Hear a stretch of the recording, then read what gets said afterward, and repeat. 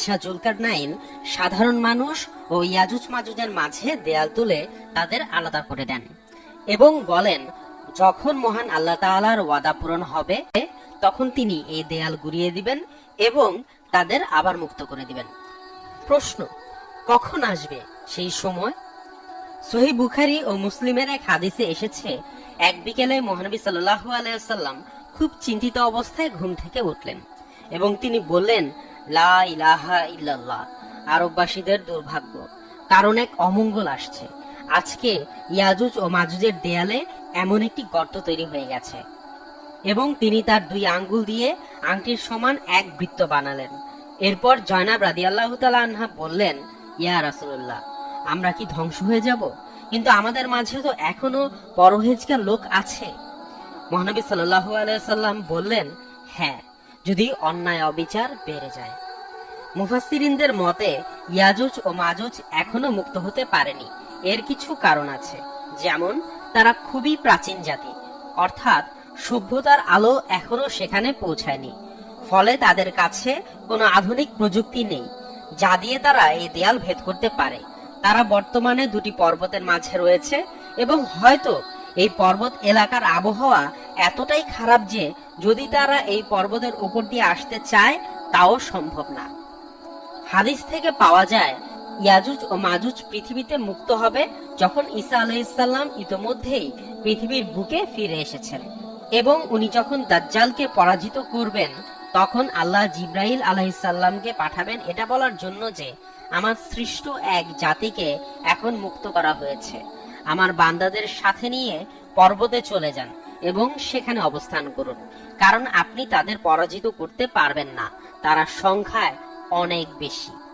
ইয়াজুজ ও মাজুজের সংখ্যা অনেক অনেক বেশি হবে। তাদের সংখ্যা সম্পর্কে মহানবী সাল্লাল্লাহু আলাইহি সাল্লামের একটি হাদিস থেকে ধারণা পাওয়া যায়। তিনি বলেন, প্রতি 1000 লোকের মাঝে একজন জান্নাতে যাবে আর বাকি 999 জন জাহান্নামে যাবে। এই কথা শুনে সাহাবায়ে একরামগণ প্রচন্ড চিন্তিত হয়ে গেলেন এবং বললেন, ইয়া রাসূলুল্লাহ, এমন হলে তো আমরা কেউই হয়তো জান্নাতে প্রবেশ করতে পারবো না। তখন মহানবী সাল্লাল্লাহু আলাইহি সাল্লাম বললেন, চিন্তা করো না, আমার উম্মতের জন্য প্রতি একজনের বিপরীতে 999 জন ইয়াজুজ মাজুজ থাকবে।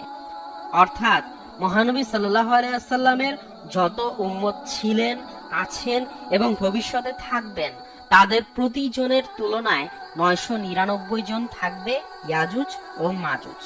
আরেকটি হাদিসে মহানবী সাল্লাল্লাহু আলাইহি সাল্লাম বলেন, তারা তাবারিয়ার সাগরের পাশ দিয়ে যাবে এবং তারা এর শেষ পানির বিন্দুটুকুও পান করবে। তারা দলে দলে সেই তাবারিয়ার সাগরের পাশ দিয়ে যাবে। প্রথম দলই সেই সাগরের পানি পান করে ফেলবে এবং পরের দল যখন সেই সাগরের পাশ দিয়ে যাবে তখন তারা সেই সাগরের দিকে তাকিয়ে বলবে, কোনো এক কালে হয়তো এই সাগরে পানি ছিল। ইয়াজুজ ও মাজুজ পুরো পৃথিবীতে তাদের আধিপত্য বিস্তার করবে। যত রকম ফিতনা ফাসাদ আছে তারা সবই সৃষ্টি করবে এবং সামনে যাকে পাবে তাকেই হত্যা করবে এবং তখন তারা বলবে, আমরা পৃথিবীর সবাইকে শেষ করে ফেলেছি, এবার আমরা আকাশের সবাইকেও শেষ করব। যদিও তারা জানে না যে ঈসা আলাইহিস সালাম মুসলিমদের নিয়ে পর্বতে লুকিয়ে আছেন। এরপর তারা আকাশের দিকে তাক করে তীর ছোড়া শুরু করবে এবং আল্লাহর ইচ্ছায় তাদের ছোড়া তীরগুলো রক্তমাখা অবস্থায় আবার ফিরে আসবে। আর তাতে তারা ভাববে আসমানবাসীদেরও তারা হত্যা করেছে এবং তারা বলবে, আমরাই এখন দুনিয়ার মালিক। ঈসা আলাইহিস সালাম ও তার সহযোগীরা সে সময় পর্বতে অনেকটা বন্দীদের মতো জীবনযাপন করবেন, কারণ পর্বত থেকে নামার কোনো উপায় থাকবে না, নামলেই ইয়াজুজ মাজুজ তাদের হত্যা করবে। সে সময় ওনাদের খাদ্যেরও প্রচুর অভাব দেখা দেবে। মহানবী সাল্লাল্লাহু আলাইহি ওয়াসাল্লাম বলেন, সে সময় একটা মহিষের মাথার মূল্য তোমাদের সময়ের 100 দিনারের চেয়েও বেশি। আর মহানবী সাল্লাল্লাহু আলাইহি ওয়াসাল্লামের সময়ের 100 দিনার বর্তমান সময়ে কোটি টাকারও বেশি। অর্থাৎ বোঝা যাচ্ছে সে সময়ে খাদ্যের কতটা অভাব হবে। এই কঠিন সময়ে ঈসা আলাইহিস সালাম ও তার সহযোগীরা আল্লাহর কাছে সাহায্যের আশায় দোয়া শুরু করবেন। আল্লাহ তাদের দোয়া কবুল করবেন এবং এক ধরনের কৃমি বা কীট পাঠাবেন যা ইয়াজুজ ও মাজুজের ঘাড় আক্রান্ত করবে এবং আল্লাহ তাদের ধ্বংস করে দিবেন। তাদের দেখে মনে হবে যেন পুরো জাতি একসাথে একই সময়ে মারা গেছে। এরপর ঈসা আলাইহিসসালাম ও তার সহযোগীরা পর্বত থেকে নিচে নেমে আসবেন এবং দেখবেন পৃথিবীর এমন কোনো জায়গা নেই যেখানে ইয়াজুজ ও মাজুজের পচাগলা মৃতদেহ নেই এবং তা থেকে প্রচন্ড দুর্গন্ধ ছড়াবে। এরপর ঈসা আলাইহিসসালাম আবারও আল্লাহর কাছে সাহায্য চাইবেন এবং আল্লাহ এক ধরনের পাখি পাঠাবেন যাদের ঘাড় হবে শকুনের ঘাড়ের মতো এবং তারা ইয়াজুজ ও মাজুজের মৃতদেহ উঠিয়ে নিয়ে যাবে। এরপর আল্লাহ বৃষ্টি দিবেন, যে বৃষ্টি ইয়াজুজ ও মাজুজের মৃতদেহের দুর্গন্ধ ও অবশিষ্ট ধুয়ে নিয়ে যাবে।